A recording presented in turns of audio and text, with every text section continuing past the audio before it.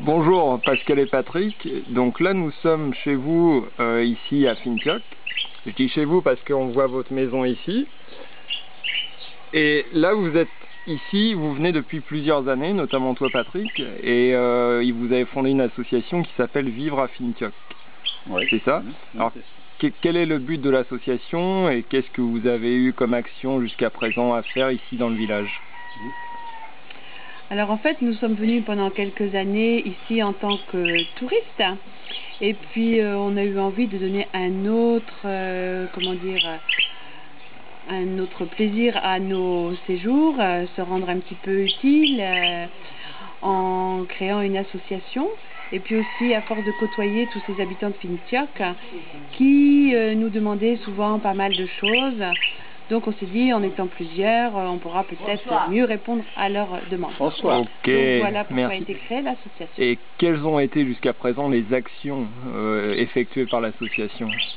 Alors l'association, donc à la demande du village, a donc créé un grand jardin maraîcher, un grand jardin potager, sur une surface d'1 hectare et divisé en 15 parcelles avec 15 volontaires.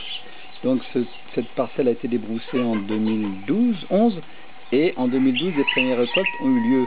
Et des récoltes qui ont été très bonnes, puisqu'ils ont récolté pour plus de 360 000 francs CFA de légumes, tomates, auberges, oignons, gombo et différentes salades, carottes. Donc là, la première année de culture a été très bonne, donc qui encourage à recommencer, à continuer donc cette action 2013. Alors des emplois ont été créés? Alors des emplois pas directement, disons que si indirectement, puisqu'on a fallu recreuser un deuxième puits, puisque le puits qui était actuellement en service n'était pas suffisant pour arroser toutes les parcelles et notamment les bananiers. Donc ça a permis donc d'employer un puisatier avec donc son ouvrier qui a travaillé pendant plus d'1 mois pour creuser ce puits avec le matériel dont il dispose, quoi. Et aussi la construction du magasin. Le magasin qu'on appelle, c'est un bâtiment pour stocker tout ce matériel qui a donc effectivement créé des emplois de maçonnerie notamment. Ok, donc ça c'est la plus grosse partie de l'association, c'est le maraîchage. Ouais. Et vous m'avez dit aussi que vous avez contribué à d'autres actions, notamment à l'ouverture d'une épicerie. Est-ce que vous pouvez m'en parler? Alors nous avons construit notre maison sur la parcelle de monsieur du village qui s'appelle Malan, qui nous a gentiment, par sympathie, nous a prêté un bout de son terrain. On a construit la maison et en remerciement pour ce geste, nous lui avons fait un microcrédit pour qu'il puisse monter une épicerie de quartier. D'accord. Et l'épicerie fonctionne bien? L'épicerie fonctionne bien, elle le permet de nourrir sa famille qui comporte une douzaine de personnes qui habitent sous le même toit. Et puis ça permet aussi aux villageois d'avoir les matières premières sous la main sans avoir à prendre le bus pour aller à Ziguinchor. Et surtout, comme il nous l'a dit, ça lui a évité d'aller travailler à Dakar, ce qui lui a permis de rester au village pour travailler et faire vivre sa famille. D'où le nom de l'association Vivre à Fintioch. Ça veut bien dire ce que ça veut dire. Nous, on voulait permettre aux villageois et encourager les villageois à rester chez eux, à la campagne, au lieu d'aller s'expatrier à Dakar, où c'est une ville où c'est pas toujours bon vivre. D'accord. Alors vous habitez en France, en Basse-Normandie, et vous venez ici 2 fois par an. Et une autre question, comment est-ce qu'on pourrait vous aider? Est-ce que vous avez des besoins pour l'association? Est-ce que les gens peuvent vous aider? Ah, tout à fait, oui.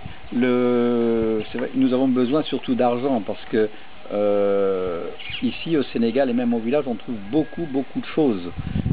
Les gens souvent veulent nous donner des cahiers, des crayons, des stylos. Or, c'est gentil de leur part, c'est un bon geste, mais on préfère récupérer cet argent parce que ici il y a tout ce qu'il faut, des cahiers, des crayons.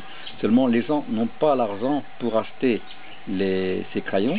Donc l'association ayant de l'argent ici achètera les cahiers, crayons, stylos ou autres dans les boutiques du village, qui fera vivre ces boutiques pour redistribuer dans les écoles maternelles et l'école primaire. D'accord. Oui, parce qu'ici au village, vous savez, il y a beaucoup de jeunes qui réussissent à obtenir le bac parce qu'il y a un village tout près à 2-3 km où il y a un collège et un lycée. Donc beaucoup de villageois obtiennent le bac, mais hélas, souvent, ils restent à Fintiock parce qu'ils n'ont pas d'argent pour aller faire des études supérieures. Ou payer leur costume. Payer leur costume pour aller rien qu'au collège ou au lycée. Donc c'est vrai que le besoin principal, c'est de l'argent. Ok. Et nous, sachant bien employer cet argent, et puis ce qu'on vit vraiment avec eux. D'accord. Et physiquement, est-ce que des gens peuvent se déplacer ici pour aider le village? Ah bah avec plaisir, au contraire, c'est une demande, oui. D'accord. Et en quoi ils pourraient être utiles ici au village? Bah, tout dépend de leurs compétences, ça dépendra du maraîchage par exemple, parce qu'ils ont besoin aussi de conseils au niveau maraîchage et aussi au niveau de l'école maternelle aussi par exemple. Oui, l'école maternelle, un soutien. Beaucoup, la case santé. La case santé aussi. La case santé est tenue par Philomène, une infirmière extrêmement compétente, mais qui est seule. Ça veut dire qu'elle ouvre la case santé du lundi au samedi, tous les matins, et elle revient à la case santé dans la soirée. Donc elle a des périodes où elle est extrêmement épuisée. Donc on peut effectivement l'aider si on est infirmière, entre autres. Ok. Donc on invite les gens sur internet à vous contacter par email. Tout à fait, oui. Et je vous laisse finir avec le mot de la fin. Eh bien j'espère que beaucoup de gens viendront découvrir comme nous l'avons fait ce village, parce que c'est vraiment accueillant.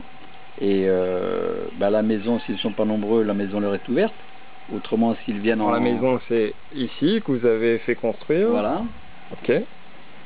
Oui, nous sommes prêts à leur organiser le voyage avec quelqu'un qui les accueillera à Dakar. Après, ils auront la chance de prendre le bateau pour remonter le fleuve Casamance. Et arrivé à Ziguinchor, il y aura quelqu'un aussi qui viendra les accueillir et qui les amène au village, où ils peuvent passer un séjour tranquille ou aussi aider les villageois. Voilà. Et Pascal organise tout le voyage en partant de France, en arrivant. Ils sont pris en charge à la descente de l'avion à Dakar par nos amis qui les accompagneront jusqu'à notre maison. Jusqu'à la maison, sans aucun souci.